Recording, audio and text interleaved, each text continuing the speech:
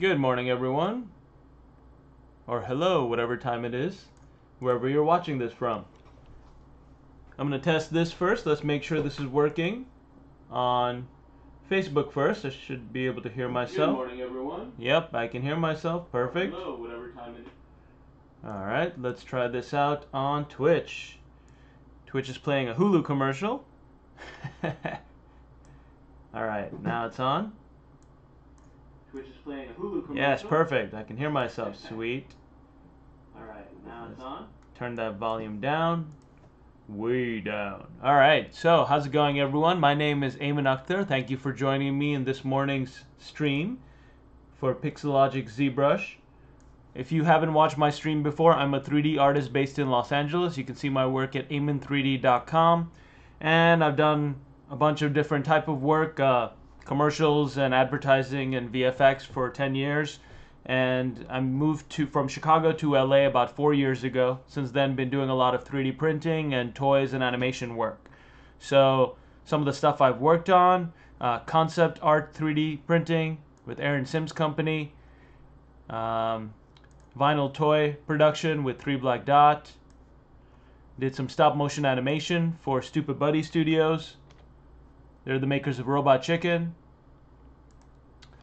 and Super Mansion with Bryan Cranston. That was a fun show to work on. I've done some large scale prints, like my size and much bigger than my size. This one's with Alliance Studios. That's actually the shirt I'm wearing today, in collaboration with Alliance and Blizzard. And recently, my wife and I, we are launching our own toy line, Fungisaurs, little dinosaur mushroom hybrids, and that's the plan till November or something. So the mystery box toys are primarily what I'm working on and what I tend to show during my streams, among my other 3D printing projects. Let's double check. This is all working fine. Cool. Alright, so yeah, my other 3D printing projects, what I mean by that, let's see. Like Fungisaurs is my main thing right now, that I'm trying to not do too many side projects and focus on this. And you can learn more about that on Fungisaurs.com. Funded on Kickstarter. Make an augmented reality app. Got all this merch going. And looking forward to being at Designer Con this year in November. So, if you want to learn more about the IP and the characters and stuff, you can check out Fungisaurs.com. More stuff that I was talking about, you can see on Pixelogic.com, ZBrushLIVE presenters. There's a bunch of fantastic presenters here, and you can see all of their past broadcasts and schedule. Shane Olsom is an awesome character artist I learned a lot from. He's doing a stream in about an hour after mine, I think at 11 a.m. this morning. So yeah, definitely just check out his stream as well as all these other fantastic artists. If you scroll down on this, you can see my own past broadcasts and schedules, as well as some other work of mine. 3D printed dress, you can see it back there, and all sorts of sculpt collaborations and crochets and commissions that I've done, and my past broadcasts and schedules. So this is my 11th stream with ZBrush. Pretty stoked about that. Never thought about I'd be streaming for ZBrush back in college, but here we go. So like I said, I focus mostly on creating my Fungisaurs IP, creating new characters and rolling that along. But I also did do my 3D printing projects, because this stream to me is all about 3D printing ideas to reality. So I tend to show, you know, hi everybody. I can hear and see you on chat, so just type your stuff in and I can respond to it or answer any questions or show you anything you want. So just type that in the Twitch or Facebook chats.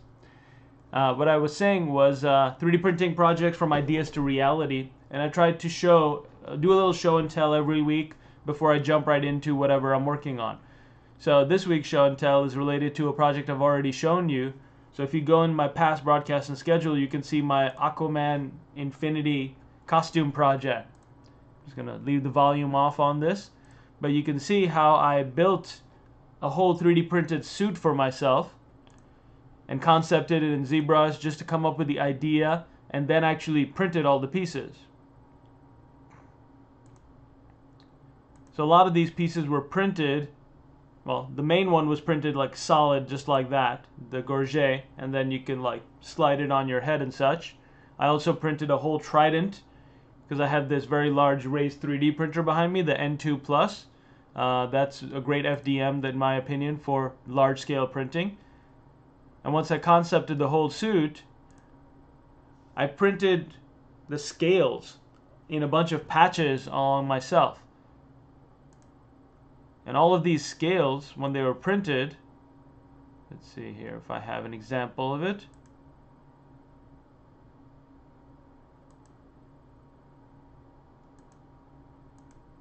Well, anyways, you can watch the previous videos to see how I made the whole suit and how I came up with it, and the idea to reality part of it. But what I want to show you today is kind of like the finished result of all of that work, because I was photoshopping a bit over the weekend. And there's my finished presentation of this costume. I made a poster parody of the Aquaman poster, which had a lot of sharks in it and a lot of fish in general. So I thought, let's take that a step further, because mine is kind of a Marvel DC crossover thing, where I gave Aquaman, who's kind of the redheaded stepchild of superheroes, the Infinity Stones to see what would happen. And of course, half the fish get snapped out of existence in the poster. So yeah, there's my take on it. Aquanos. Let's see. Lift this up a little bit. Perfectly balanced, as all things should be. Hope you like that. I had fun making it and doing this project. It was a lot of work for about a month, which is about a standard side project for 3D printing. But you'll see more if you stick around, because I tried to focus on Fungisaurs now, because that's my main goal, but I can't help myself sometimes do a lot of fun 3D printing side projects. And I've got some more big prints planned. Alright, cool. So, that's that for the costume. Let's get on with the stream. And the plans. Alright, close out of all this. And let me show you what I'll be working on today. Alright, so I've got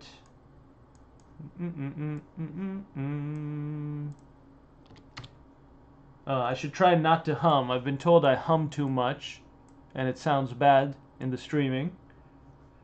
So yeah, if you have any feedback like that, like if I'm humming and whistling too much, or probably can't help that because it's subconscious, but if you find me doing anything annoying, let me know and I'll try to control it. Doing all these projects I'm working on in Gojira's little blast here, so I know where to look in my desktop. And let's get this week's project started. So, Fungisaurs, like I told you, is my IP that I'm working on launching in November. The toys are already in production with the factory, and they're getting done, which is exciting. I've got the toy box here, which was designed by my wife, Fa. She's an awesome art director and designer, working for Hilton Hotels right now. And we designed this box as like a mystery box that you can see on toy store shelves, and have all of the little Fungisaurs in there. So they're all open right now because I was doing a photo shoot. But all of the boxes and the toys are almost done with the factory. So my Kickstarter, I'm going to hopefully be able to fulfill on schedule this fall. And then I can keep the other part of my promise, because the Kickstarter that I got funded to the tune of like 20K last year, mostly a lot of my friends and family and 3D artists that I know, thank you for backing me, by the way. I promised that I'd be able to deliver by this November-ish the toys to the backers, as well as a mobile augmented reality game. So while most of the time I'm doing 3D printing, with these kind of models, these kinds of characters that I design, and I can show you how I kind of go about it. Like, I usually start with a sketch, and that sketch ends up in kind of a final place, just looking in red wax or Sculpey. I like this RS Sculpey, Ralph Stumpf Sculpey material for when I sculpt, just because it gives me a really clean look on the shapes and forms, and just a little hint of specular lighting and how should I explain this? A bit of translucency, you know, like a little bit of triple S effect, subsurface scattering effect, and that just helps me see organic things really well. If I'm sculpting something mech or just needing to look at something clean, I go off into the skin shader. But this is how I tend to sculpt, and then I throw in fun ideas like, what if this character had a bunch of heads, and look at the silhouette and stuff, and then realize there's no way to mass produce something like this because it would be impossible to create that kind of mold. So I'm like, okay, let's simplify. And then I add the paint and coloring. And so this is kind of how this first character ended up. Braco, he's a Brachiosaurus or Brontosaurus mixed with a witch's hat mushroom, which is a little red and yellow kind of mushroom.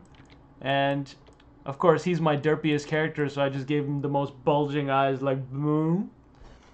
And from that point, I tried to figure out scale. So when scaled down for print, this character's about this long, and this is, I think, about 2.5, 3 inches. Let's see. We can go to the Z plugin 3D Print Hub, do an update size ratios, and see. So he's about 2.5 inches long. You can see right there, and 3 inches. No, 3 inches long, 2.5 inches tall. So that's the scale I printed at, and that's the scale that was prototyped for the finish. I think I have him here.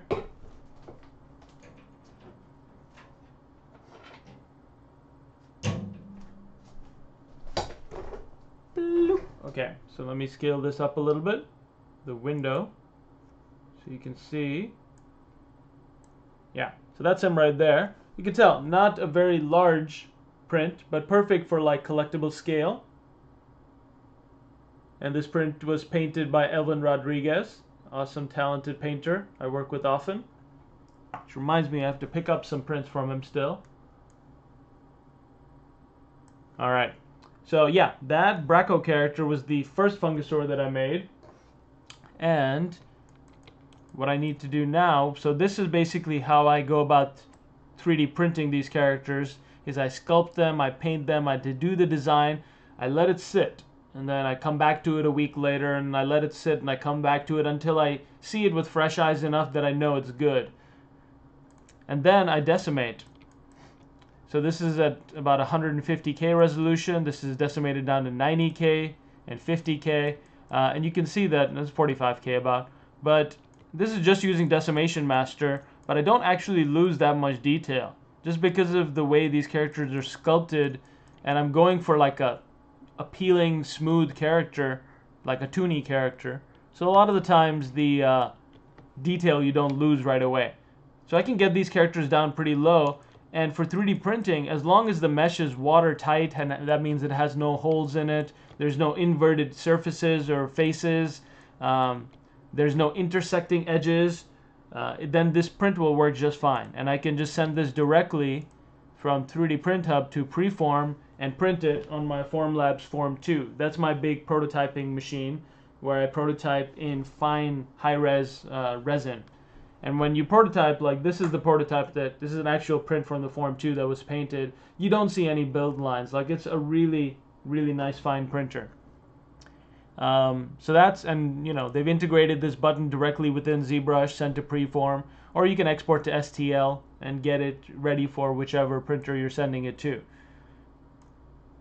Going back to the concept though, today what I wanted to talk a little bit about and show was my pipeline for 3D printing, not 3D printing, but my pipeline for retopologizing for animation or games or VFX. Now this can be used in 3D printing. The place that the place that I currently work, Sky Castle Studios, they're the makers of Hero Forge. It's like a, I'll show you rather than just talk about it.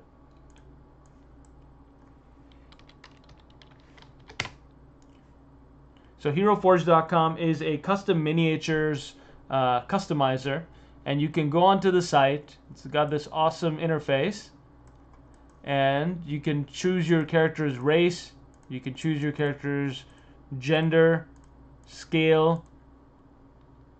Let's see, you can pick all sorts of outfits and really get nitty-gritty with it. You can pick the kind of gloves you want, pick the kind of mask you want, put them in a dress, whichever. And you can even put them on a mount, give them different items like swords, scroll on down here, to ray guns, really all sorts of things. There's even back items like a cape, different hairstyles. And once you're happy with it, you can get the STL model for printing at home yourself, or send it off to us to get printed and sent back to you.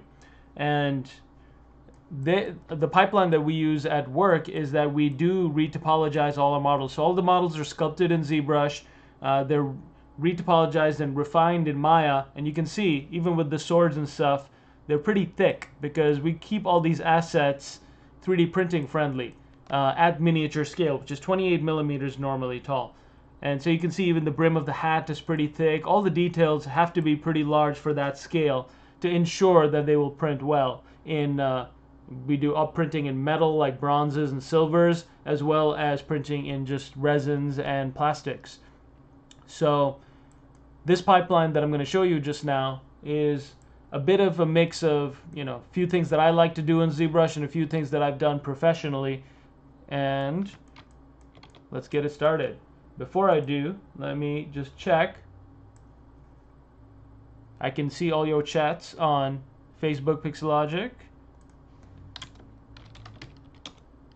Thanks for joining me, all. Post your questions, comments here, and I'll reply. Yeah, Peter, you're right on point. If it's too thin, when it's printed, it'll just snap off and break. To give you a sense of scale, I'll show you like what size these minis print at. Let's see.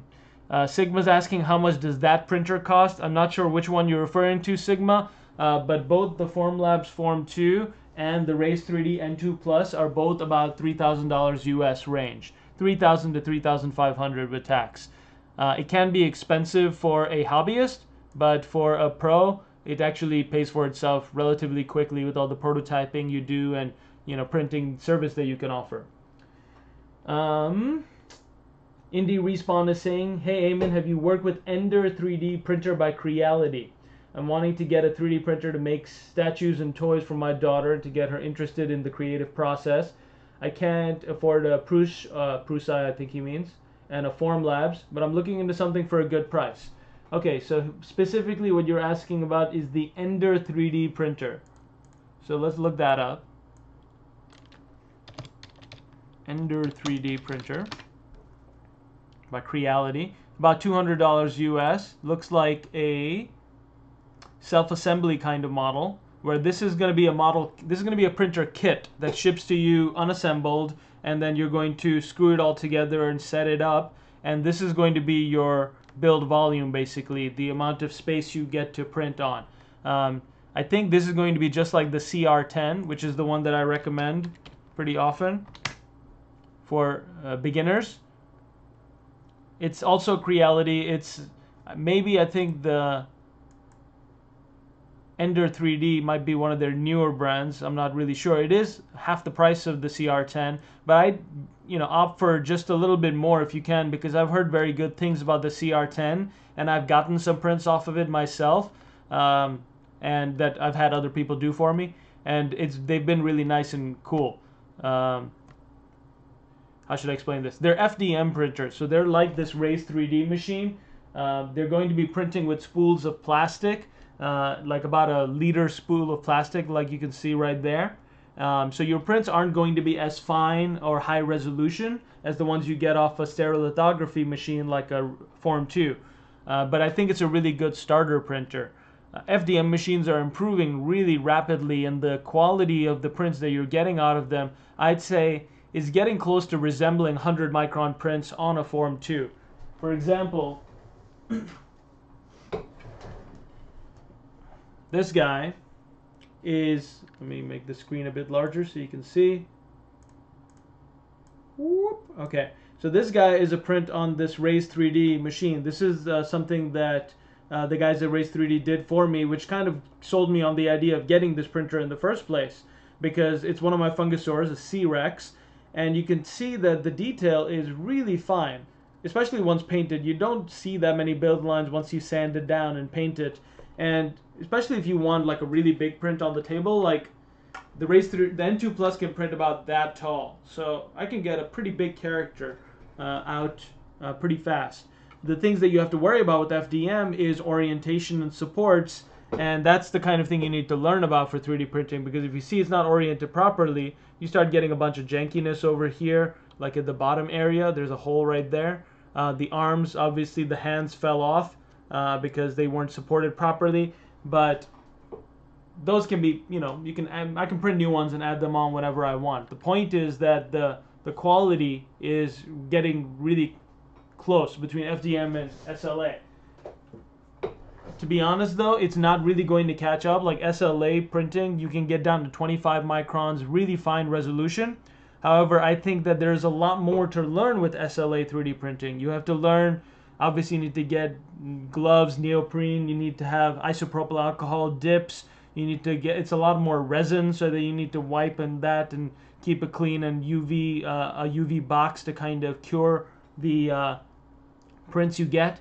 What you are saying though, let's see here, on Twitch, Indie Respawn, the resin printers are better for making statues and toys. So if that's what you're going for, I'd say eventually you should get a resin printer to concepts for statues.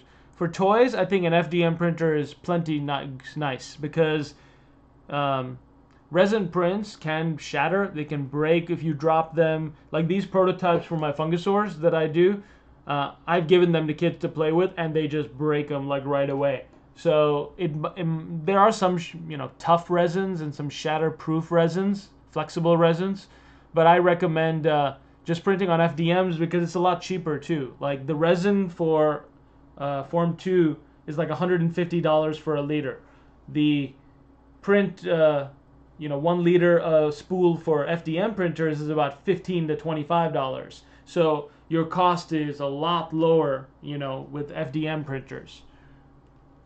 So yeah, I'd recommend saving up for the CR10 just because I like hearing a lot of good reviews. And you can see this one's got 4.82 stars, a bunch of reviews. This one's pretty close too, but I haven't heard anything about it, so that makes me worry. I've signed on to a lot of printers from Kickstarter, and I've been burnt a few times where they don't deliver. So I'd say avoid saving money on every little bit, and if you can, go with something that has backing, that there are forums for, that you can ask people, hey, this isn't printing, what do I do? Because that's going to happen.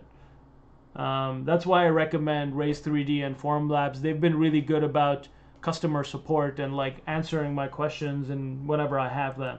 Most of the time 3D printing is just learning through the process a lot. 31030 is saying, why not just use Shapeways? Aren't they using professional grade printers? That's a solid point. Shapeways is a solid company. I highly recommend, if you're in the States, to use Shapeways. If you're in Europe, there's another company, I believe it's called iMaterialize. I might be wrong. Let's see. I believe it was called iMaterialize. Yes. So iMaterialize is another company that's based, I believe, in Belgium and such, that you can use for like a competitor for Shapeways. But Shapeways is solid. Like we do a lot of the printing for Hero Forge through Shapeways and other partners as well. Depends what you're getting out of them though. Like color 3D printing, for example. I did this guy in one of my earlier streams. He's one of my newest Fungisaurus characters, little Stegosaurus hybrid. And this guy is color 3D printed on a Shapeways printer. And it's not perfect, like color 3D printing hasn't gotten to the level where I'd be happy putting it out there as my main product. But there are some rumblings. HP is planning on releasing a new color printer. Mimaki has come out with a color printer, which is pretty great, I've heard. So it's just a matter of, it's really up to you. Like if you want to prototype a lot and make a lot of stuff, get a 3D printer. It's worth it. If you want to just do prototypes here and there and just have a service do all the nitty-gritty parts like the sanding, cleanup, and like, you know, a lot of cleanup with X-Acto knives involved, sometimes brushing, priming, painting. You can leave that to pros as well.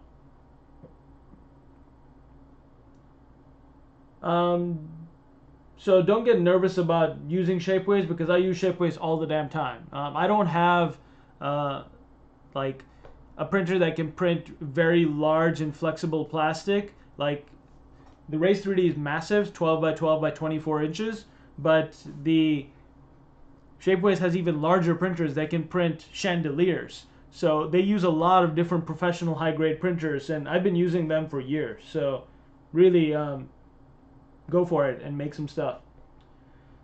Let's see. Don Honk is saying, did you get the Form 2 complete package?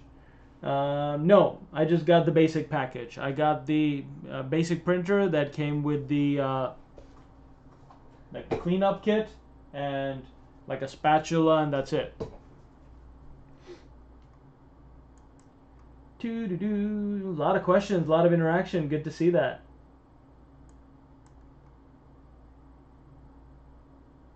Hey Joanne, hey Kurt, good to see you on here as well. Let's see.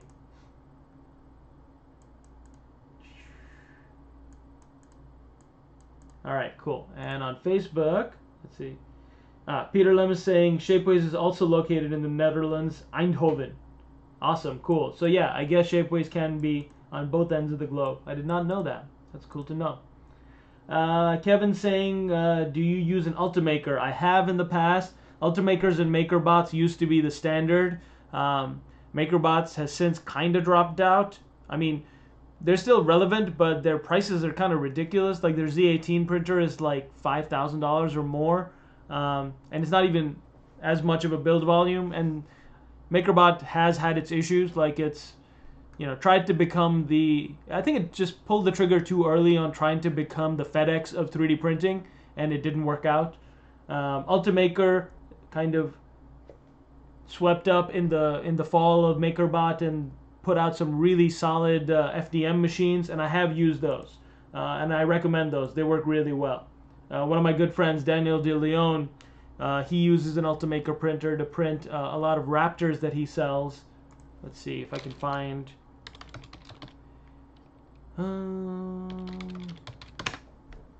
what I'm talking about.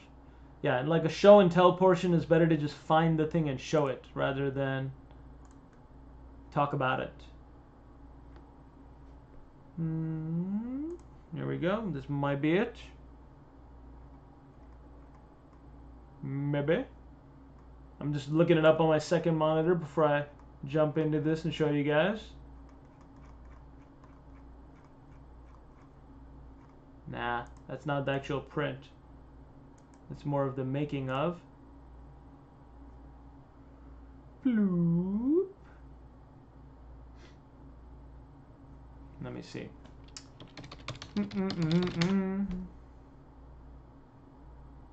Okay, I can't find it right now. I'll show you guys later. Let's get on with this. But yeah, Ultimaker, solid printer. Head one case is saying, just ordered my first 3D printer, was watching one of my older streams on YouTube in order to prepare for when it arrives.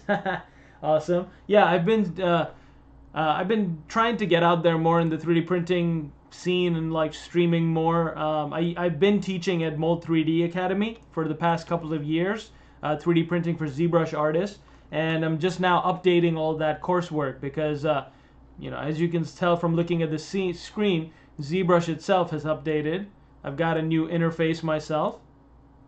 Try to frame that so you guys can see all my user interface at the bottom.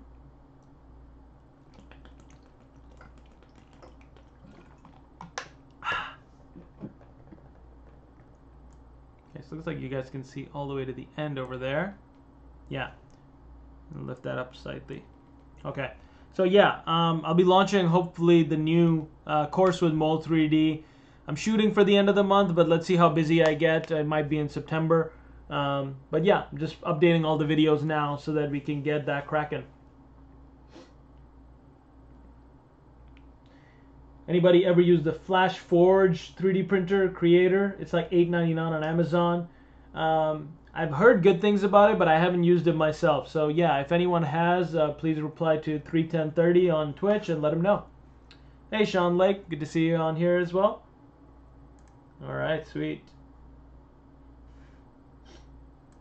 Kurt saying that he used the Flash Forge to mock up and jewelry designs and scales when he first started. I was just working on some jewelry the other day for a client. Fun. Okay, so back at it. Yeah, so the goal for today's stream is to talk a little bit about retopology and a few different ways that I go about it. So let me just show you the easiest, best, fastest way first. So this model, I started on it already to get just the ball rolling.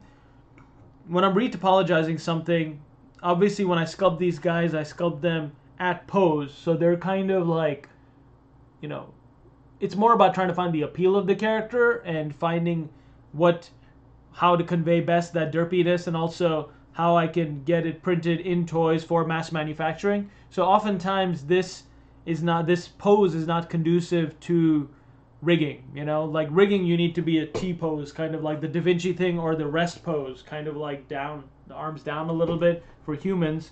And for creatures, it's also, you kind of want to be, you know, static pose, so that you can evenly rig from one side of the weights to the other if it's a symmetrical character. So the first thing I did was chop off the head. Off with their head. And the head I just rotated on its own to be more parallel with the rest of the body. Obviously turn both of those on. I also put the legs a bit closer together and mirrored the mesh so that it would be symmetrical on left and right. This character is pretty symmetrical, so that was an easy decision. And then I merged the two pieces together. Now the eyes I'm keeping separate because I want the eyes to be their own thing. And yeah, I mean, obviously, if you're thinking about animation, games, VFX, you want eyes and eyelids to be on their own layers whenever possible, so that you can, and even the mouth, you want the mouth to be able to open and close. So some elements inside the mouth, like the tongue and teeth, you often want to keep separate. But this is the main body, and that's what we'll start retopologizing today. You can see that it was dynameshed, and it's about 3 million or 2.2 million polys. And you can zoom in to see the poly frame. So that's obviously too high of a resolution to print. No, not to print, to work with in animation. So one thing you can do is remesh. And you can remesh in ZBrush directly using the ZRemesher plugin or ZRemesher tool. There's a few different ways to do it. And that's what I did first. I just Z-remeshed, and I got this down to a level, poly count level, about 4K polys, that is much better suited for animation. Now, I could probably simplify this a lot more and clean it up. Like, it doesn't need that much detail on the bottom of the feet, but this is a really good starting point for me. It has more than enough resolution for animation, probably too much for games still, but even today, you know, the few game companies that I have worked at, you can get higher in resolution now in your poly count because your game systems can handle a lot more polys. And that just gives you more freedom to add even more detail and better normal maps and such. Now the body can get pretty good with this process, but I lose all the cool detail I want in the head. So likely what I'll want to do is what's the word? Just retopologize the head manually and then attach it to the Z-remesh body. So first, how did I even get from here to here? And I'll show you. Let's duplicate this. So just polyframe mode, but you don't really need it. I'll leave it on so you can see what's happening. I'm going to go down to geometry, and right under the geometry tool palette, subtool palette, so there's tool, geometry palette, you can scroll down to Z-remesher. And Z-remesher works, you need to know a couple of things. One, if you press X and you have symmetry on, in this case I have symmetry on in x-axis, ZRemesher will count that and try to make your model that it retopologizes symmetrical as well.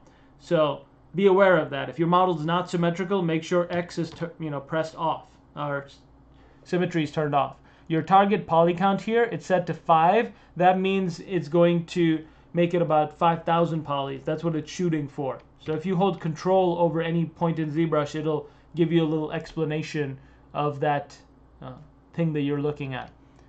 Adapt just means that it's going to set adaptive density mode will be on, and ZBrush will basically try to adapt to the model to put resolution where it needs to, rather than try to make it all even. So I tend to leave adapt on. And you can adjust the adaptive size, and the curve strength slider here is relevant to ZRemesher guides, which I'll show you in a second. But first, let's just go ahead and do a default at 5 ZRemesh.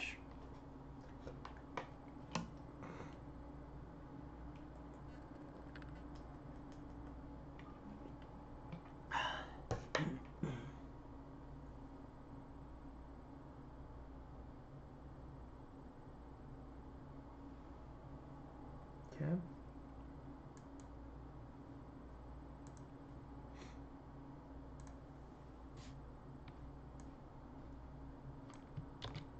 Alright, just waiting for that to get done. Looks like it got done ASAP.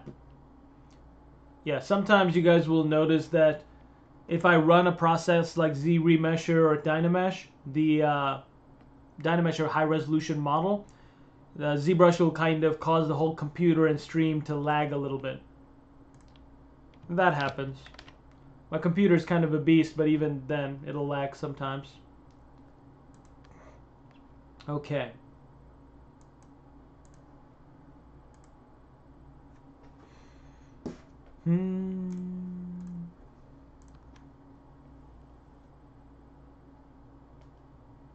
Interesting. Breaking news. Elon Musk confirms his bid to take Tesla private, backed by Saudi Arabia's sovereign wealth fund. Of course the Saudis are going to back it. They want to diversify their funds before oil runs out. And Tesla's going private. But wasn't Tesla private to begin with? I don't know. That's interesting. Elon Musk is like a modern day Tony Stark.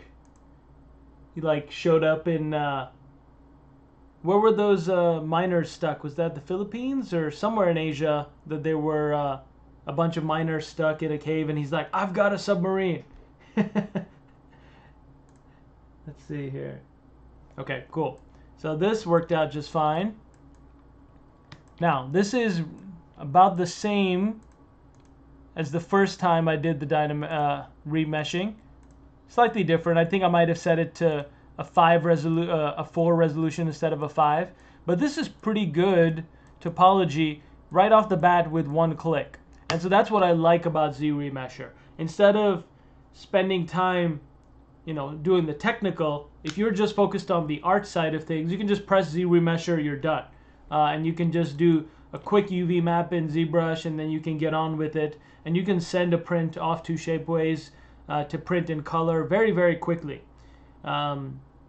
But this is not ideal for gaming or animation just yet. There's a bit too many edge loops. It's not really quite that refined, but this is a good start.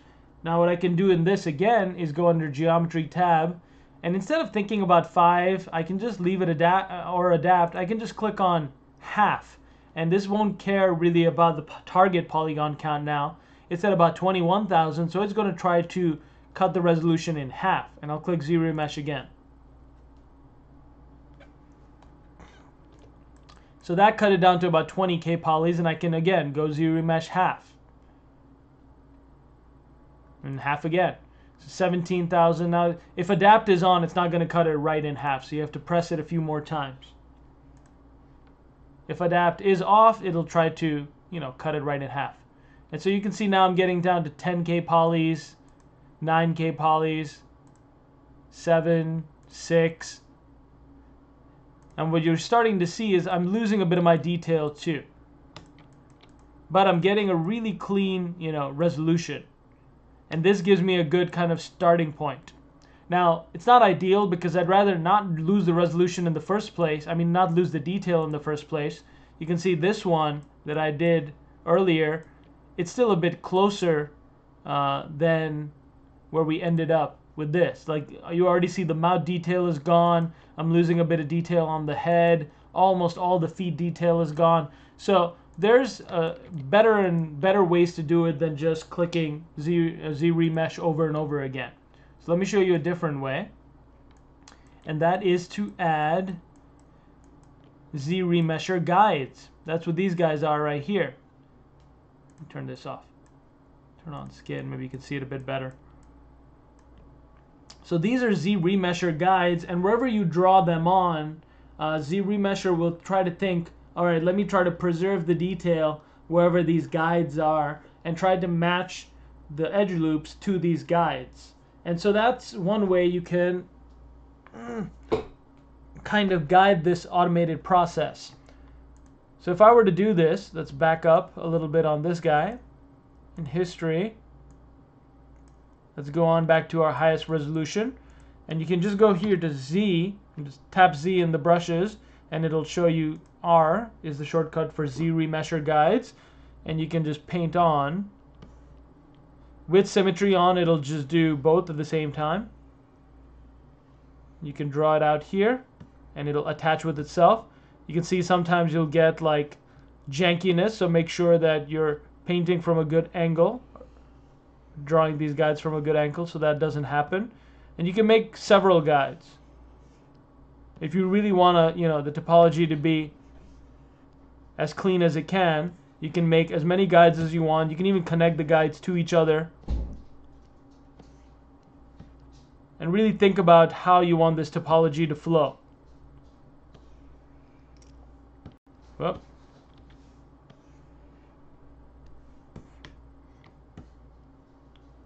so just giving like ZBrush an idea of how I'd like it to go. You can see this model is not perfectly symmetrical, so it might throw some shade.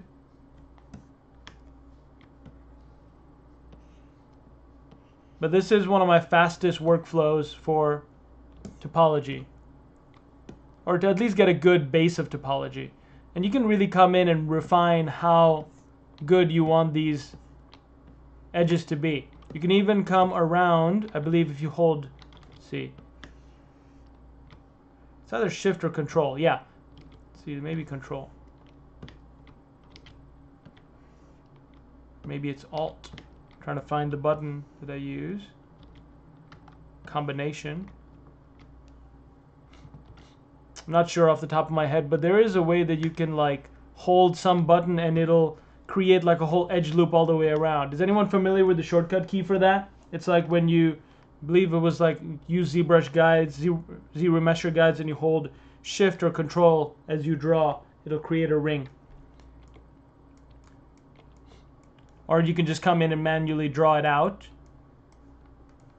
With this guy, it's kind of easy. I can just come in and draw it out,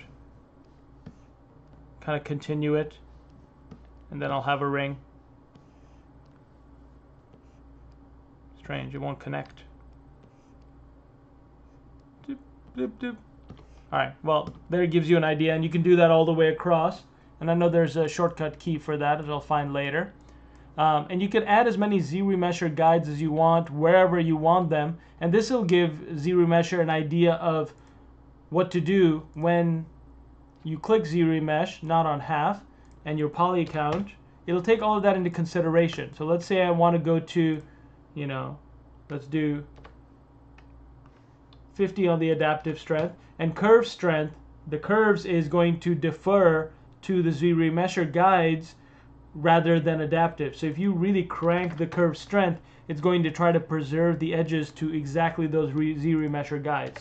I tend to leave it about 50-50. Let's lower the target count to 2 and then just click ZRemesh again.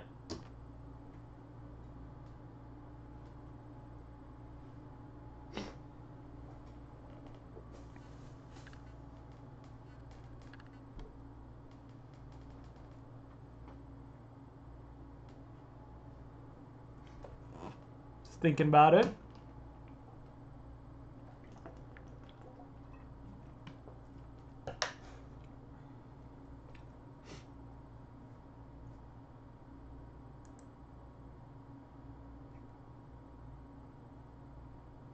Alright, Peter Lemons and Kurt are both saying it's hold shift when you draw the curve. And that should give you the ZRemesher ring. It's just trying that. Okay, so this is the result that was generated by drawing my ZRemesher guides. And you can see now it tries to preserve that detail a lot finer. It thinks about the edge loop the way I wanted it, up at the top of the head too. And so this is much more like animation friendly if you do a lot of ZRemesher guides and tell it how you want it to be. I'd probably delete the edges in this loop here and try to, you know, make a face custom. And there's a bit too much detail along the sides here, so I probably won't use that. But still, this got pretty close. This is 11,000 poly count, and it's preserved a lot of the detail. So a lot better than the last time I had done it, where I had lost a lot of the detail.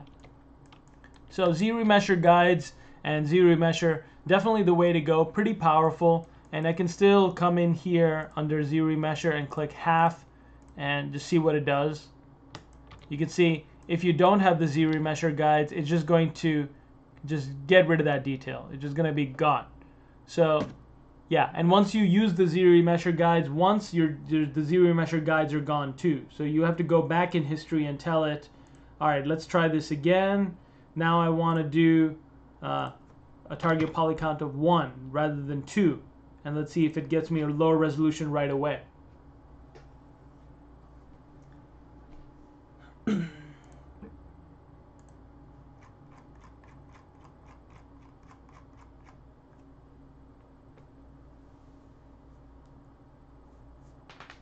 Ooh.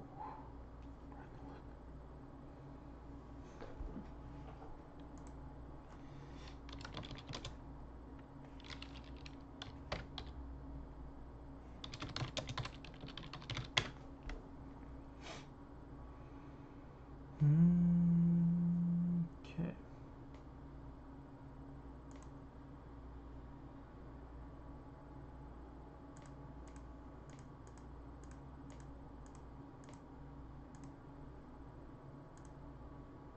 Okay. Yeah, so you can see that even if you'd like it to go very, very low res, ZRemesher tends to start dropping the ball after a certain point. Like that detail is not quite perfect. It did try to preserve the edge loops as best as it could, and it did a good job for, you know, starting it off. And it tries to make it quads whenever possible. So there's a lot of good stuff here that you can work with, and a really good start. So this is all 2,000 polys, and it tried to preserve as much of the detail as possible. So this is a really great way to get a very low res mesh very quickly for animations or games, but sometimes you just need extra control.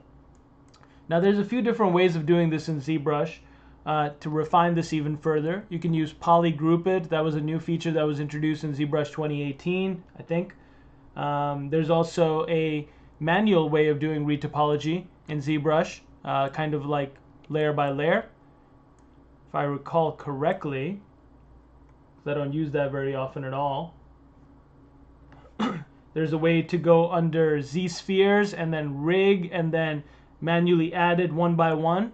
But then you have to hold shift the entire time, so I don't like that workflow as much. I'll show you the workflow that we use at Hero Forge, which is a combination ZBrush to Maya. So I'll open up Maya and show you that workflow as well. And there's different software for retopologizing, you know, like ZBrush can offer such a quick way with ZRemesher and a few ways to add detail one by one, like choose where the vertices are going to be, where the edges are going to be. But some software just does it better. Like Maya does it better with their latest tool set and faster because they incorporated, I believe it was the head-us UV layout directly into their retopology tools. Minimize this. There's also Modo, does a really good job with the retopology. They have a whole retopology menu. And TopoGun. TopoGun is like a standalone retopology tool, which does a really good job of it. And recently, I believe I saved something, which is a new thing called SimplyGone. And you can go to simplygone.com. And SimplyGone is really expensive if you want to get their offline suite for reducing your meshes. but it's actually free if you do it through their online service to reduce your meshes. So if you don't care and if it's just a personal project, you can register and download, and you can look at how they optimize 3D meshes. So you can pretty much do a sculpt, send it through Simplygon to get retopologized, and you get an asset ready for animation back that they claim is animation and game rig ready. And more than that, it's not just them claiming it. I know a few studios like Previs Studios in LA that use Simplygon as part of their pipeline to just do it quickly.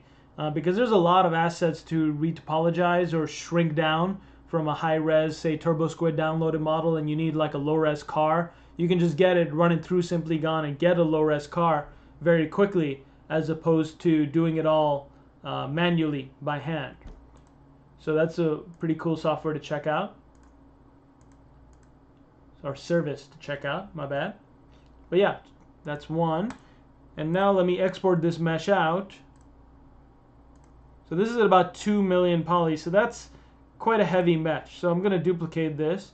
Maya can do 2 million polys pretty easily, but when you don't need to, just don't bother. So I'm going to pre-process and decimate this and then send it to Maya and show you my normal retopology workflow. Ismi here from Deep Village, Malaysia. Hi there. Good to see you on here. Nice to meet people from all over the world in these streams. Okay, a few more questions I can answer while this is decimating. Sean Lake asked, do I have my own IMM brushes for keying? Yes, I do, Sean. I'm planning on releasing those probably at the end of the month or later when I have my class launch. So you can get them then. Do you retopologize even if you're going to be sending to 3D printing? So like I mentioned, all of the assets that we send to 3D printing at HeroForge, they're retopologized and laid out in Maya because we have to think about rigging them. We have to be able to pose them in any kind of pose. You know, if you don't have a mount, then there's all sorts of poses. So there's so many different poses, and you can't do this kind of posing with just straight ZBrush models. You need to have topology. You need to have properly rigged meshes that can be posed. So even if we're trying to create really thick assets that'll print well, let's see.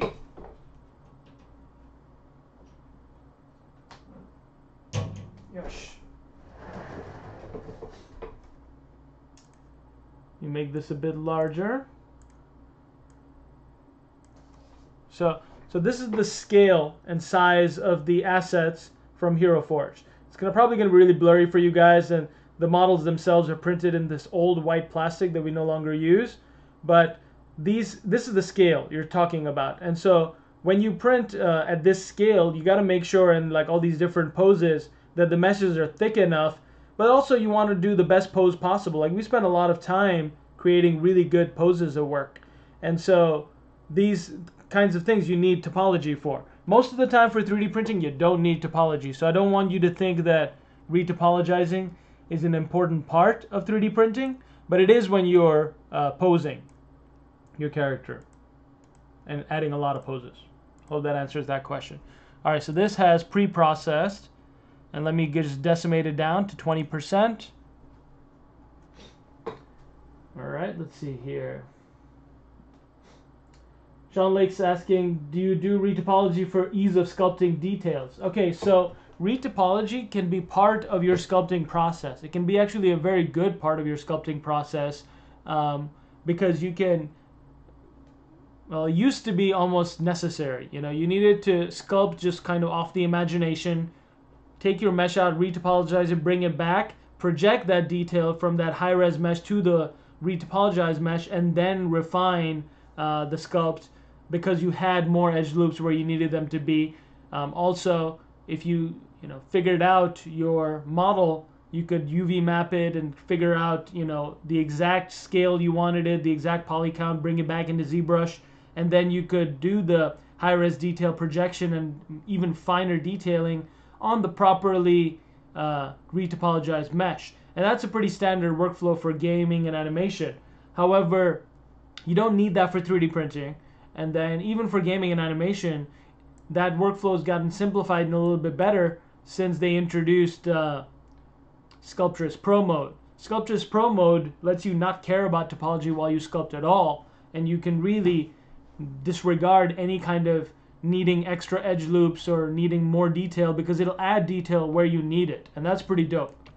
And then you can still export it out, retopologize, get the game model back in ZBrush, protect the details, but you can still, you don't need to add retopology and edges. You can just turn on Sculptress Pro Mode.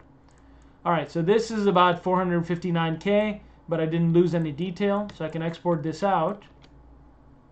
Let's see here. I think this should be already at the right scale, but I can always scale later. So I'll just click Export as an OBJ. Let's put this inside of my ZB streams. This is stream 11. Let's call this Braco Retopo 1. So the reason I'm retopologizing right now is because of my augmented reality app. I want to create all of these toys. It's kind of insane for me doing this, but by November I want to have all 8 of these characters as options to pick in the app, where the toys, once you scan them, it'll bring them into the app and unlock them as characters you can play with or interact with. Yeah, exactly, game animation ready stuff. Okay, so got Maya open. I'm just gonna go to import and navigate over to my ZB streaming folder. That's wrong, ZB streaming, stream 11, and import that in. It's going to take a sec.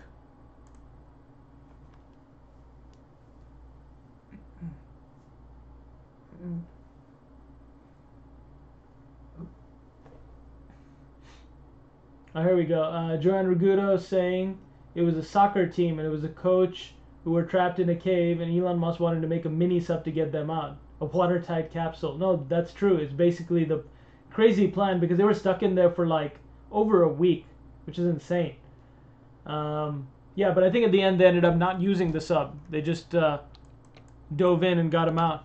Just so cool. Like, there's real life, heroes today. I think a diver actually died trying to get them out too. Sad. But shows how treacherous it can be. Alright, so I'm going to get this in Maya to a good angle. Try to get this down to base height.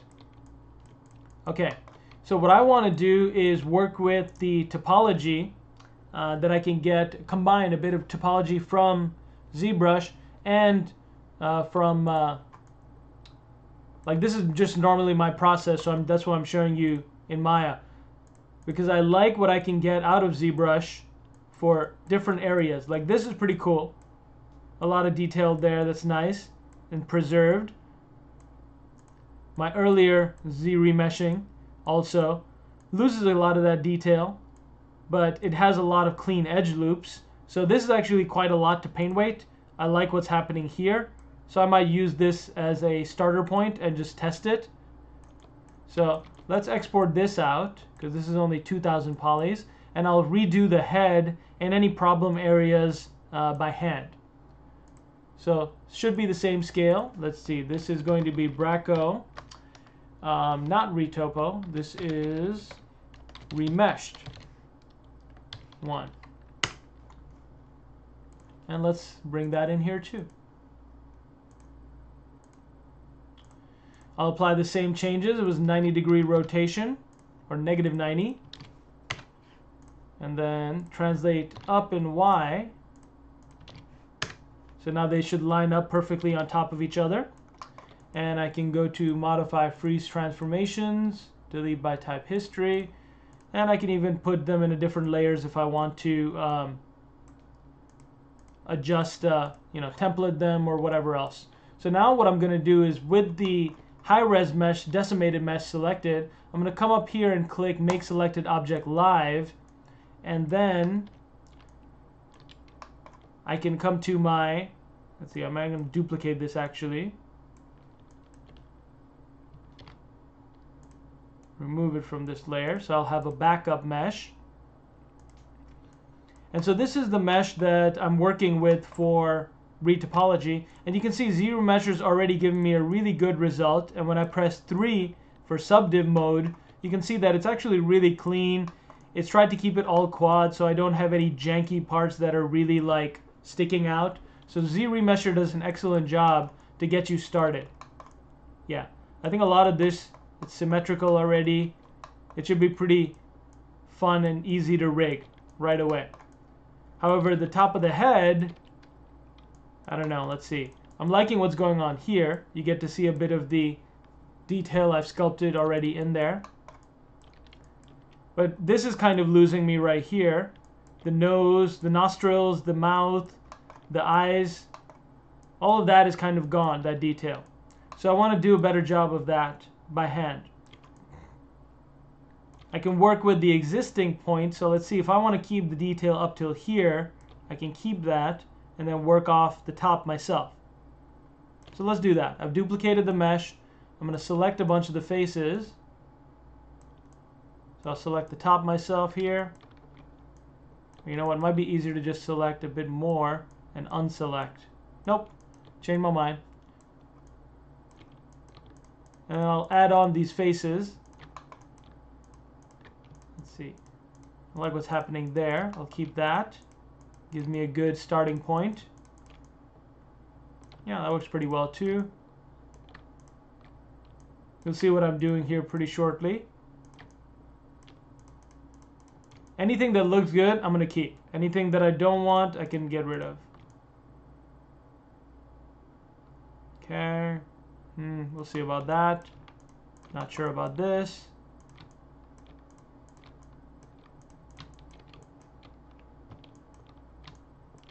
Unselect certain areas. Interesting how it's selecting stuff at the bottom.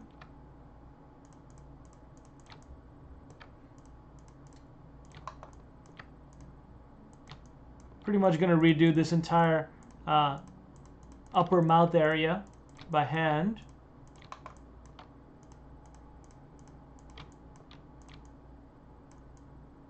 Alright, that looks good. Click delete.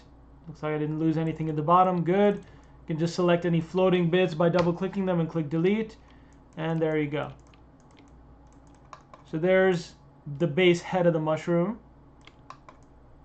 And all of this I like, so I'll keep it. I'll probably get rid of a lot of the edges and verts down here because I don't need that detail at the bottom of the feet. But aside from that, this is looking pretty good. Might move some of these verts. You can see that I had live mode turned on, so it's not really going to let me just move at ease. But now that I've got a starting mesh to start my retopology, I'll turn on the high-res mesh again, and I'll turn on live mode again. And in Maya now, they've added this whole section on the right, which is, I think you guys can see it. Yeah. So this is just my standard workflow ZBrush through Maya for retopology. And they've added this quad draw mode. And when you click on quad draw, you can see the retopology. You can see the mesh that's that you've got as your base to start on, and you can use the quad draw tools to really line up this topology with what you see below. So I can move vertices, and it's with live mode on, it's going to try to attach them onto my mesh whenever possible. So I can try to preserve a little bit more of this shape that I liked.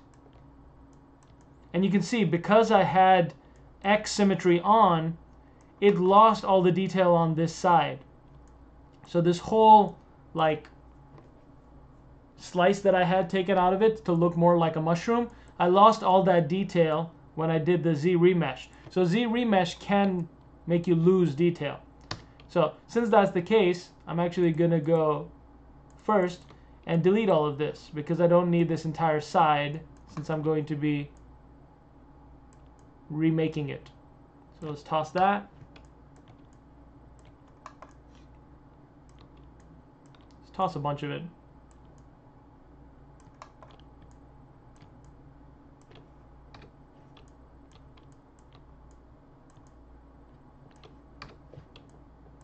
Alright.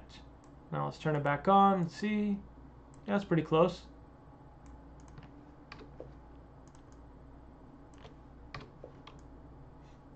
Yeah, I got that, but see, all of this is not actually detail that's there. Asymmetry in a character is pretty nice. It's useful. More than that, it actually helps you kind of convey that character better. It's more appealing when the character is asymmetrical, because our eyes are very fine-tuned to these kinds of things. We notice if a character is too symmetrical. Now, symmetry can be good because actually beauty is correlated with symmetry. So the most beautiful people, the most beautiful faces, they say, are very symmetrical. But still, asymmetry adds character. That's what I say. Okay, here we go. A little bit more jankiness to get rid of. A little bit more asymmetry I want to add. So I'll just toss all that and that. All right. Now I should have a good starting point. So I'll go back into quad draw mode. Here we go. Yeah. And so that's good. This detail I'm losing a bit. It's going a bit janky. But that looks pretty good. Alright. So now we can start. So with quad draw, the first thing you can do is just select these verts and move them along. You can also move edges entirely.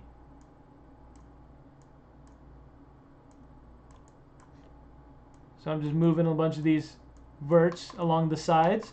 You can also just come in and draw, and wherever you click, it'll create dots, and you can hold shift to fill that dot.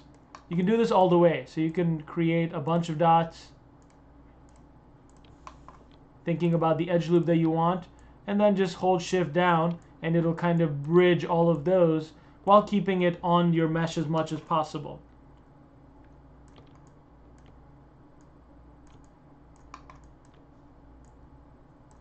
So I want to make sure I have enough edge loops here to get the detail that I want.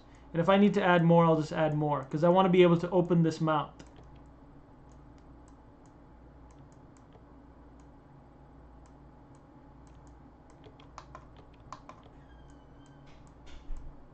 Move some of these over. Want to make sure my edges aren't getting lost in each other. And if I don't like something, I can just Control Shift click on it and it'll delete that edge loop, or delete that edge or face. I can come in and add more detail as I choose.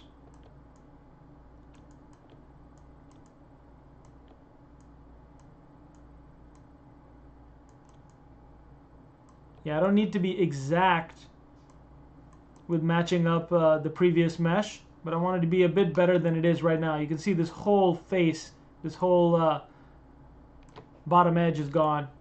So I want to redo that. And retopology can be kind of like, you know, like Zen time. You can basically it's kind of like old school UV mapping in a sense, you know, where you basically just go in and fix the mesh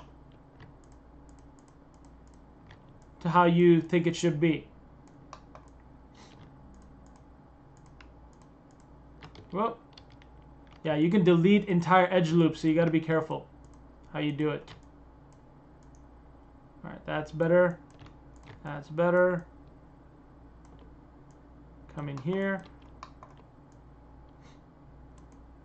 Okay, so sometimes you want to add, you know, like I've only got 2 faces here, or 2 edges, but I need more than that to be able to properly do this detail.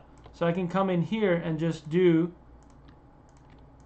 that, and that here, and then add detail like this. And now I've got a whole extra edge loop to work with. So retopology is a skill that you learn by just doing it a lot more. You understand how topology should work. You understand really the best practices, so to speak, for good topology. And then you also have to zoom out a lot so you know, all right, I'm not adding way too many faces in there, or way more than you need. And you have to zoom back in because sometimes Maya won't see what you're up to.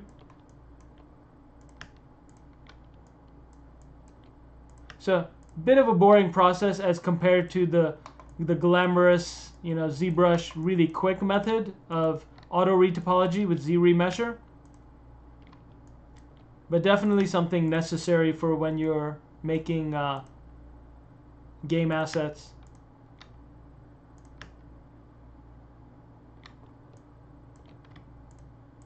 Lose some of this junk here.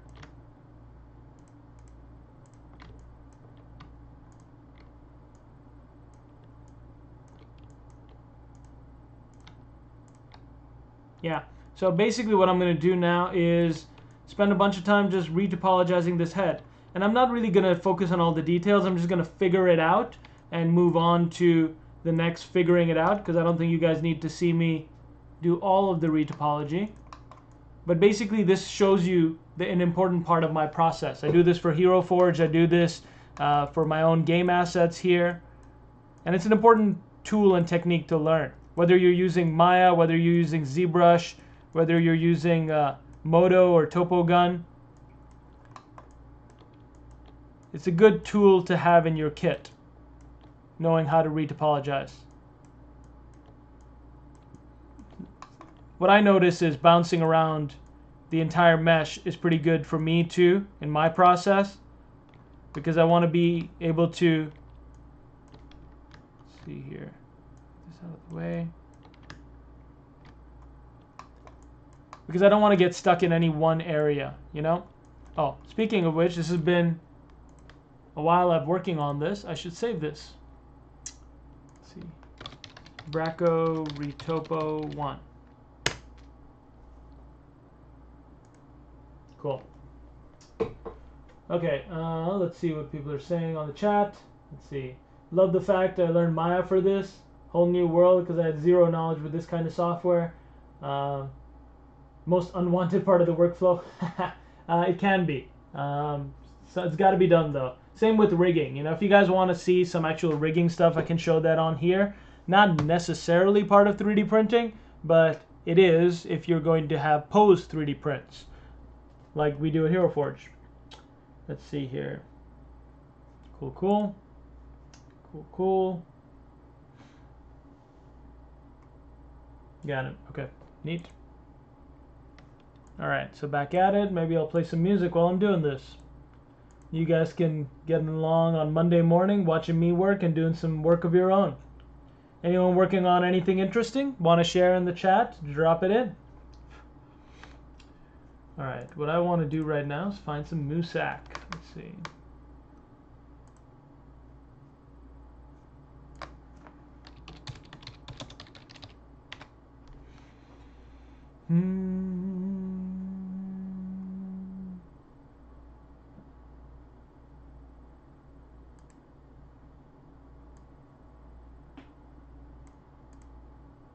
Let's see here.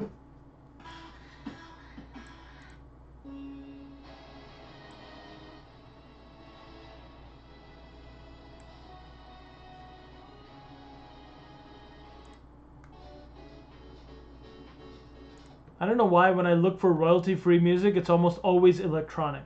Like, why does it have to be electronic music? There's some house music here. You know what? I'm going to play some jazz.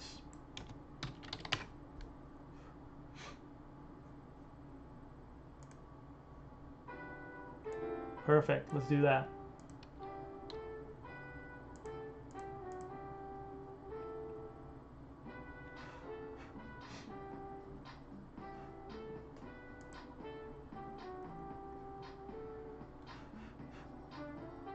Ha! Don Hunk is saying he's retopologizing in Maya as well right now.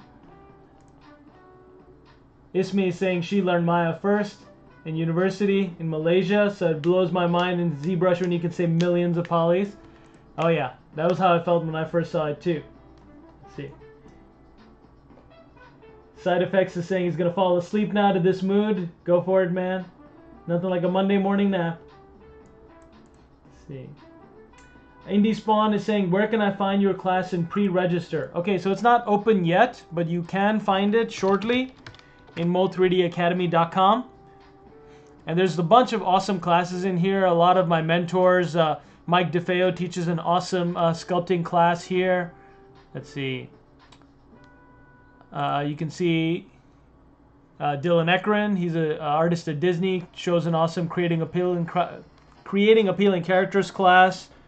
I highly recommend that. Digital Sculpting 1 and 2, self-paced with Mike DeFeo. That's a really good deal. And you can get mentored by Mike. He's worked on Ice Age. He's worked on so many films with Blue Sky and Illumination, with Despicable Me and such. Organic modeling with Geo Nakpil. So it's really cool to be in the same, you know, club as these guys. But my class is going to be on here probably in like a month or so.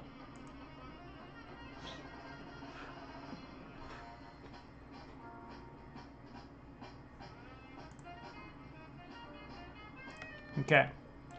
See, jazz is just great to work with. I really got into jazz when I started, I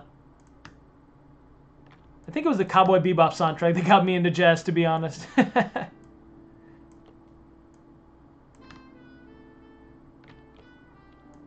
Alright. You can tell sometimes in these edges, it gets very hard for Maya to find the connections. Unless you get stuff out of the way.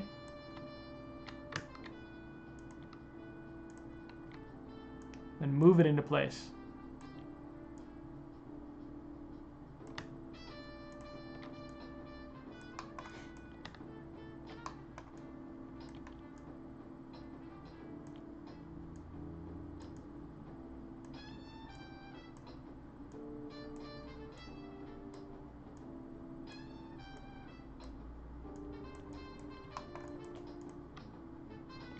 And turn up the volume a little bit.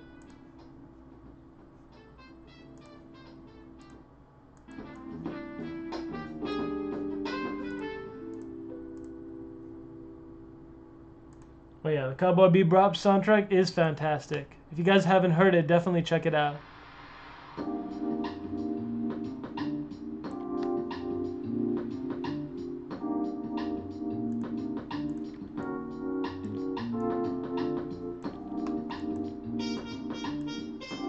Sometimes in these details, sometimes when I'm doing these details and like really fine at the bottom of things that are not going to be deformed, it's okay to add tries. So don't be afraid of triangles. They're not your enemy. So sometimes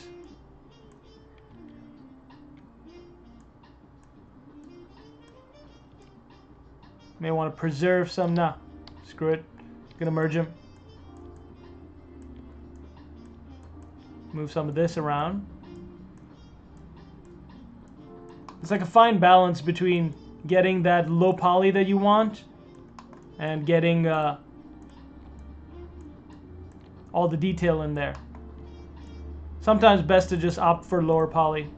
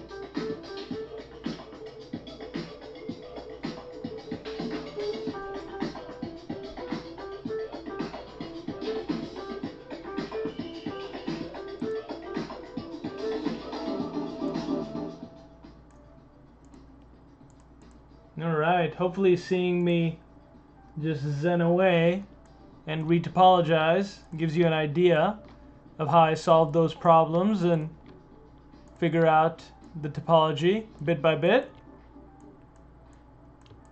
And that's basically a regular part of my workflow. Finding, you know, the best way to retopologize. You can see now I've got very low detail where I don't want it, but where I do want the detail, I've got it. And so that's really what topology is all about. It's about creating good edge loops for animation and gaming, and creating just the detail where you want it. Now the reason to have detail just where you want it would be to draw the player's eyes, the guy who's looking at the game, the guy or gal, whoever's, you know, interacting with your art, their eye will be drawn to detail. So that's why you use detail. You've got to use it as a tool. You can't just indiscriminately put detail everywhere. That's going to look bad.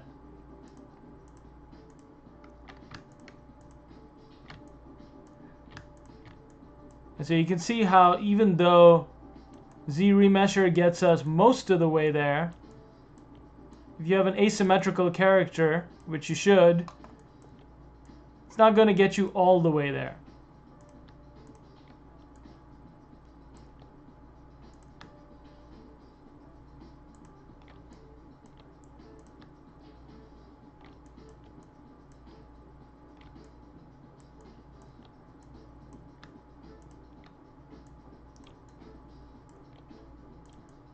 And for that finessing, it's best to do this, complete this process. Whoa.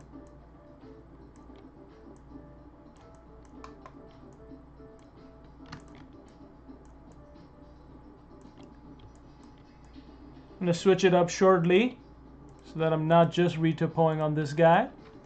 And let's set up another project together.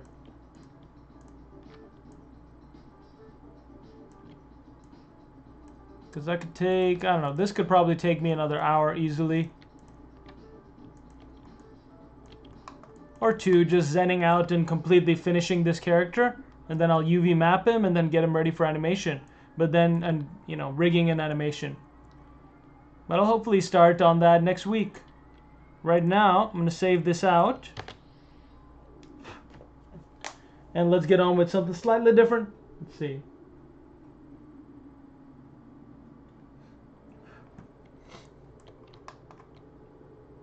Dark Lunar Light saying, looks like you're wasting time. Not necessarily, man. It's all part of the process.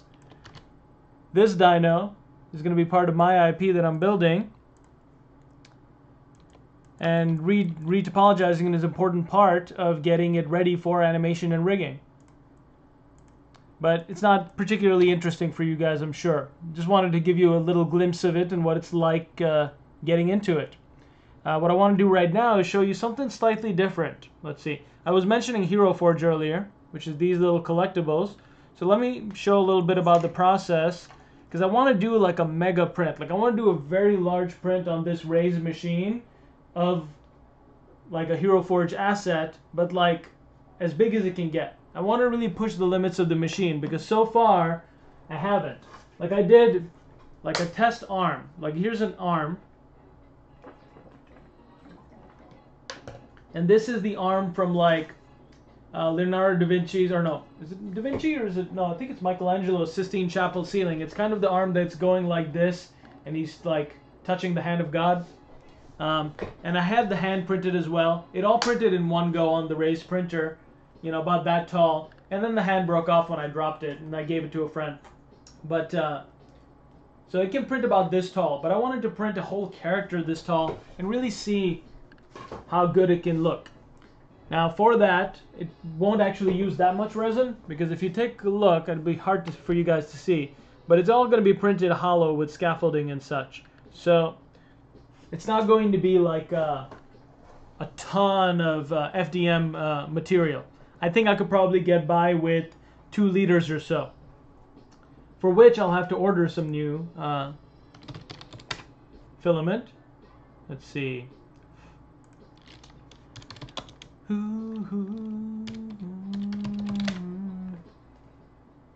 Okay.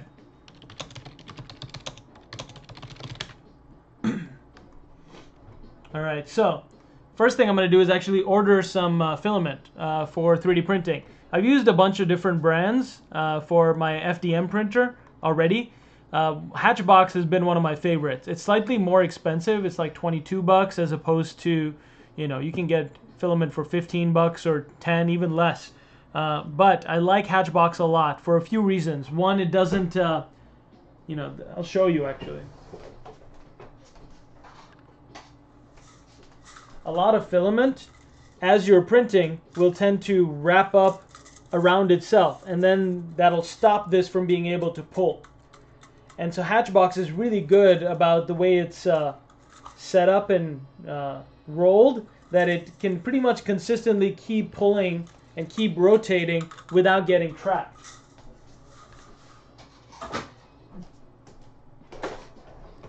So I'm going to get a couple of these. If you guys have some filament recommendations, I'd be happy to check them out. What kind of filaments do you guys use?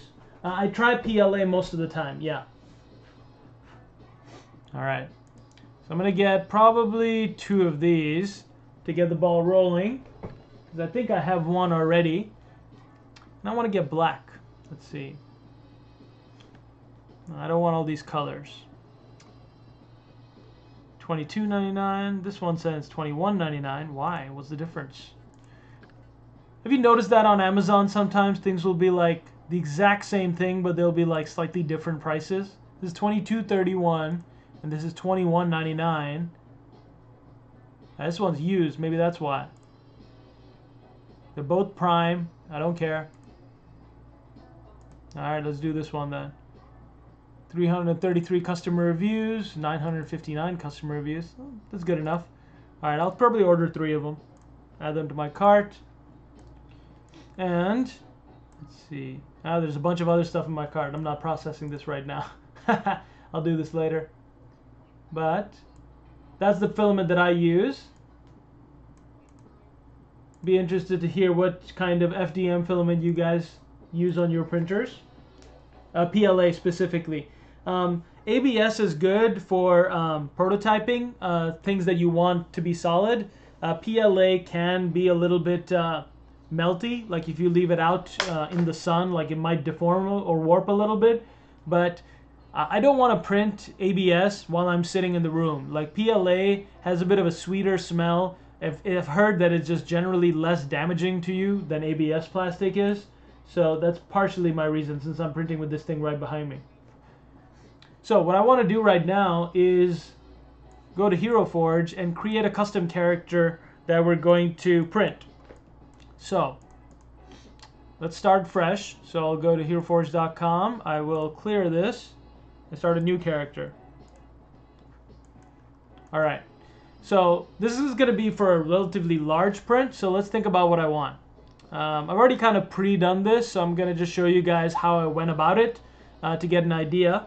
Because a lot of the times, you know, people can be really picky about modeling everything themselves, but I have no problem printing stuff from Thingiverse, from PinShape, from asset creators, like custom creators, if it gets me to the print faster sometimes. Because sometimes it's not about the sculpting, it's about the printing. Alright, so what I'm going to do right now is go to this, pick a race. I want to pick like a dwarven race character. Let's go to the body measurements. I want him to be relatively short, maybe not that short. Let's go with making him really muscular, somewhat increasing his build. Weight adjustment. Don't need a bust. Waist can be standard. Ha! There's a booty slider. I love that. Alright, so that's a good start for the character proportions. Let's start decking him out. So, I can get him in all sorts of armor here. This is a pretty good one. Let's start with that. Alright, I don't like that helm, so let's change up the head. Let's see. I want something that I think will print. So it's like, it's finding a balance really about what asset, because I don't want it to get like all the way up to the head and then fail the print. That would suck. Santa hat, yes. This is what I mean, like if I try to print the Jester's hat and I don't have it properly supported down here, it's just not gonna, it's gonna fail the print at like all the way up at the top, which would be a bummer. See, this is something much more likely to print without any issue. Let's find a hat like that. There, that one looks interesting because I can still see his face. I can still see a lot of the beard. Let's change up the pose.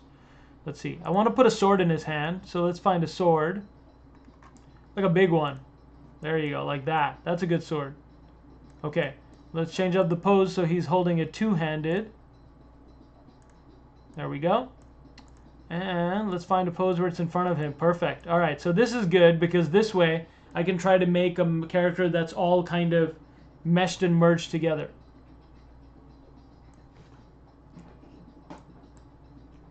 This in here.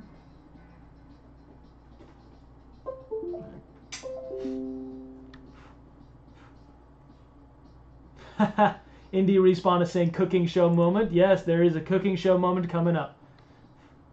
Alright, cool. So that looks pretty good. Let's change it up a little bit more. Let's see. What do I want? I want a character, maybe a different gauntlet, because these are really off to the side.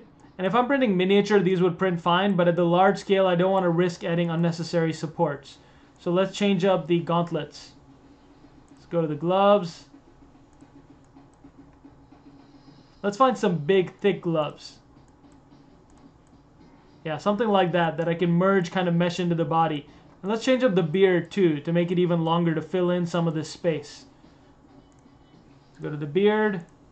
There we go. Really big beard so that I can really fill in that space and move it along. Come to think of it, this might give us the problem too. We'll see.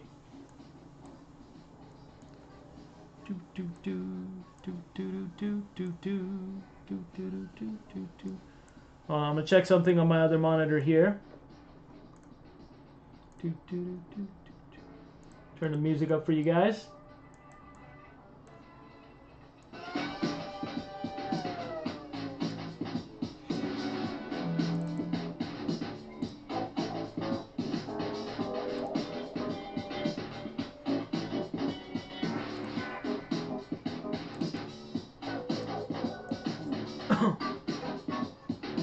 Cool, downloading that to my desktop.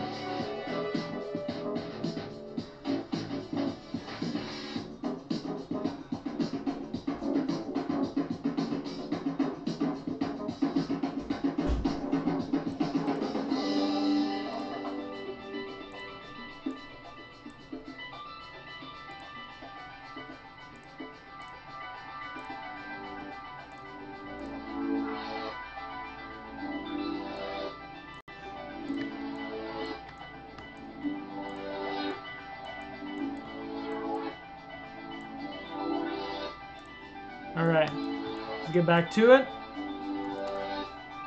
Let's see. Let's make his face a little bit more interesting.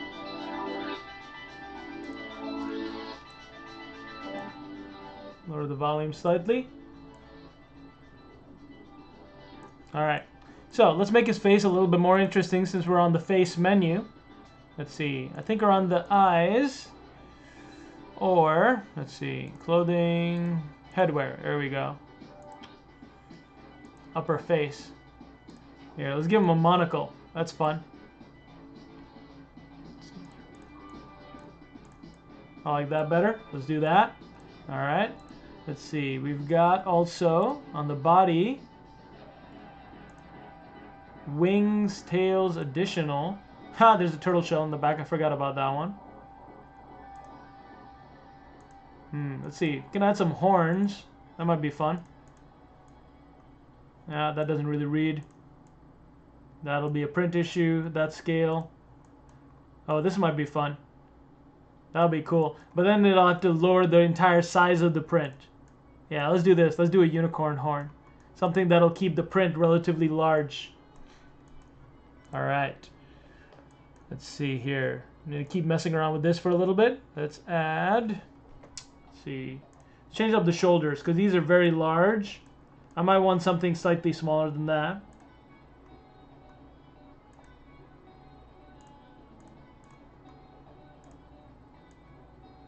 Those look pretty cool. Let's go with that. And then, I don't know, the gloves are kind of cool, but they're a bit boring. Let's find a bit more interesting glove.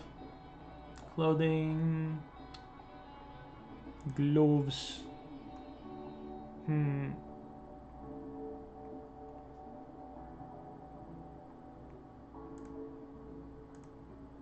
want to find something still big.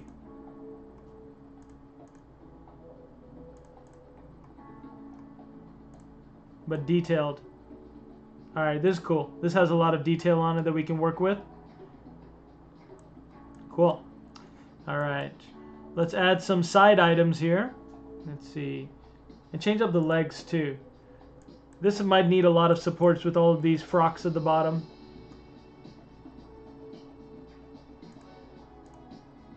I think I should go with something like a really big skirt so that it would just be more likely to print the whole thing. I don't have to worry about legs so much. Something like that. Yeah, and I might cut the print a little bit like right there too. Let's see here. Okay, items. Let's do some... Let's add something on his back. It's looking a bit bare. There we go. That looks cool. Changes up the silhouette of the character as well. And then... side items. Yep, let's make him a genius. He's got his monocle. He needs a book. Ooh, horn sounds fun. A weapon might be a good idea, though. It's too long. It's more like a short weapon. There we go. That's perfect. Okay. Yeah, that looks neat. Alright, so whenever we're done with the character on Hero Forge, I've got like the inner resource. You can actually save it. And then I can like send it downloadable STL. And you can just... If you log in and set up an account, you can download the STLs of whatever you create and send it to your printers. It's a very quick way to come up with custom characters without having to sculpt them all from scratch, because we've worked on this awesome library for y'all.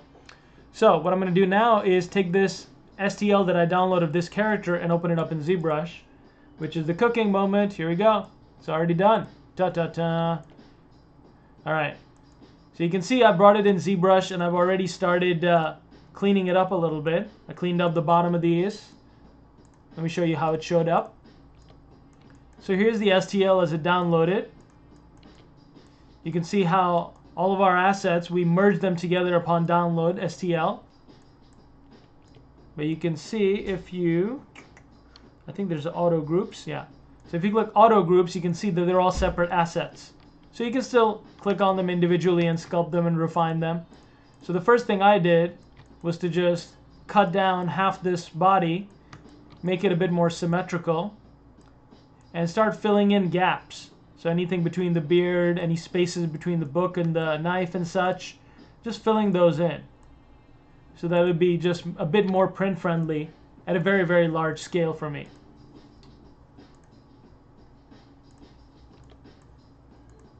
Alright. Next step is just going high res. I remeshed some of the parts so that it would be easier to go higher res. And then sculpt a bit individually. You can see I filled in some space in the back and such. Filled in the bottom. And so now this model is much more print friendly. And I can even check on the inside what's going on. When you can't see what's going on inside, you have to go down in your tool palette to display properties and double. And then you can see. So there is still quite a few intersecting meshes in this. This isn't really finalized. I'd want to dynamesh it once it's all done. So it's not really print friendly just yet. We can still refine a little bit of the sculpting on this and get this looking a bit more perfect before we print. And that's really the advantage of being a modeler, is that you can take even custom assets a bit further, however you want them to be.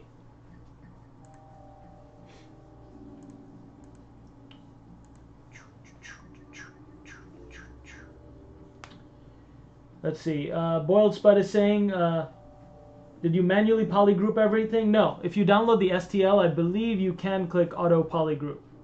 I believe. Because I think it's still separate pieces. Let's see.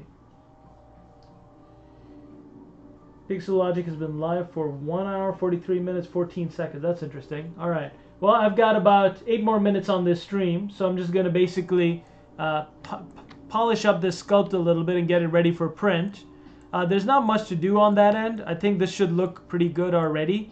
I might want to clean up a little bit, and I can just do that using my Move brush. Refine some of these lines, smooth some of these pieces out. And it might be easier once I Dynamesh the whole thing. Yeah, I think at this point it's pretty good and like moved around to where I want all the pieces. So I can just start thinking about Dynamesh and refining the detail. So going to go to Subtool, Duplicate, and then go to my Geometry, Dynamesh. 128 resolution, let's see what it does. We're at 7 million polys right now.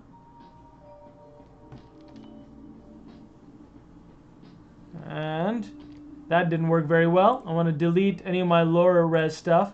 And 128 resolution at this scale is just going to crunch it. So let's add more. Let's make it 1000 first.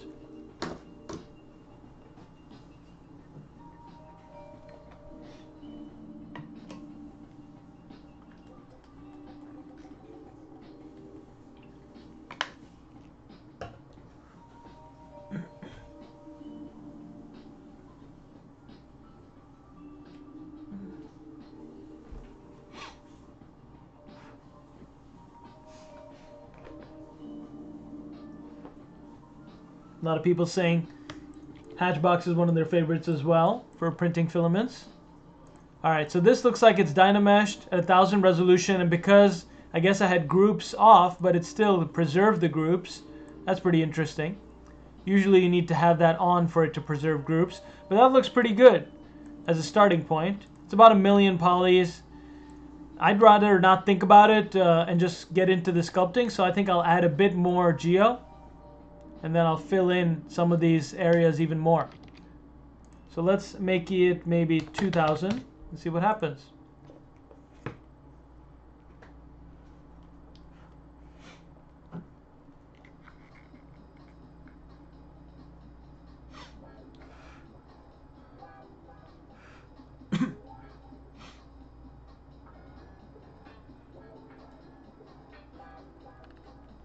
All right.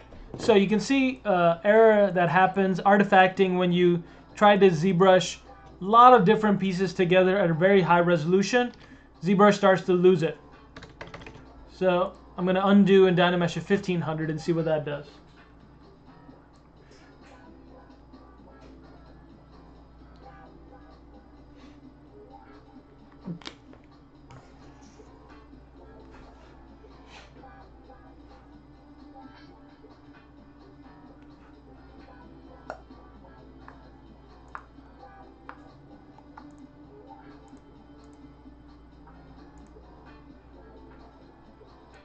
Alright, looks like that's done. That's about 2.5 million polys. A lot more detail preserved the way I want. So now it's just time to touch up and polish this sculpt and fill in anything that I want filled in. So I can go in with Inflate brush, for example, fill in that area a bit because I don't need that detail. Same thing on this side. Just fill that in. Inflate is pretty good for these kinds of things. So that's the first pass I do when I want to print something from like assets that I get from Thingiverse, Pinshape, or any other builder like HeroForge.com here, customizer. I just fill in areas that will be troublesome.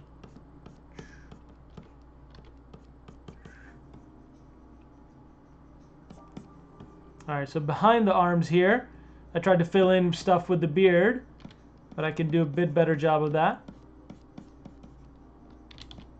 Inflate and then move.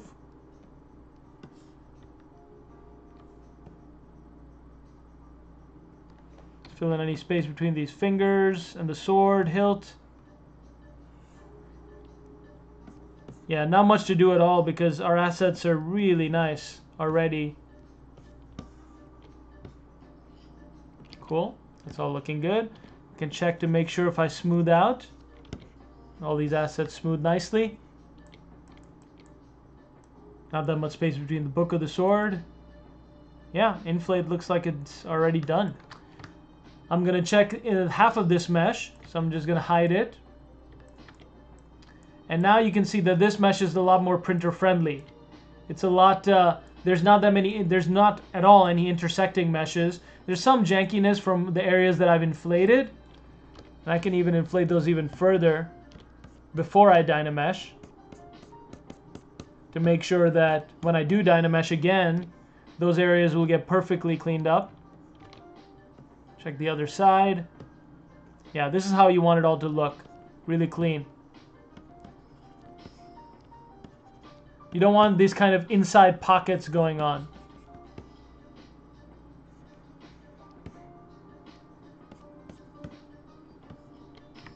Let me check that again on the top. Yeah, see, I don't want any of that. It's just unnecessary detail.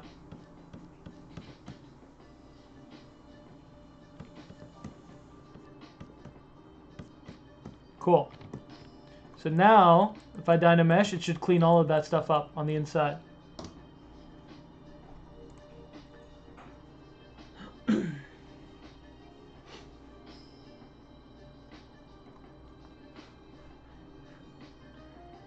Arclepires is asking, what do you do to prevent holes from closed meshes?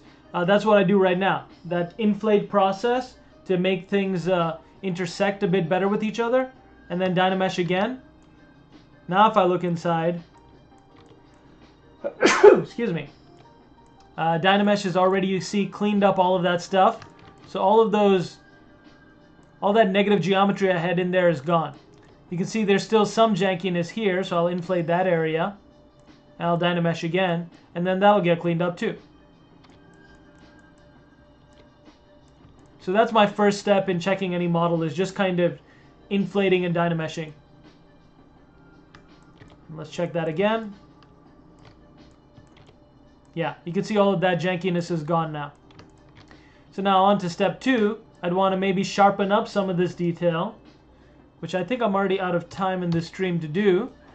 But I'm basically going to just carve in with the damn standard brush a bit more. Pull out a bit, sharpen. You can make some of these areas look more like cloth. Some of these areas look a bit harder.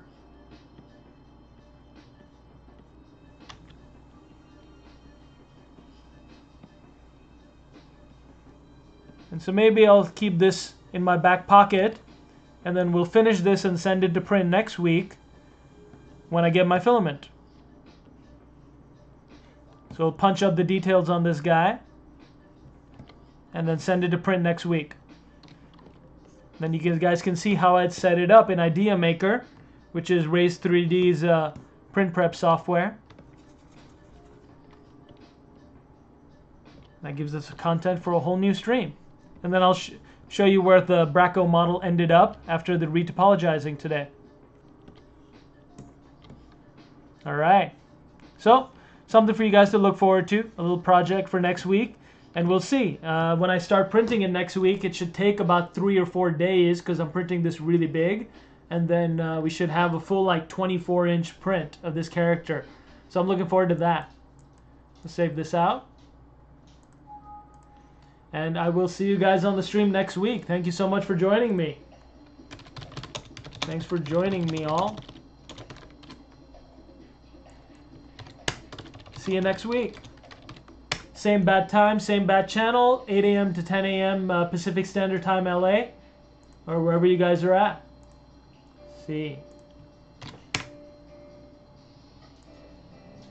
Cool. All right, guys, signing off then. See you next week. Cheers.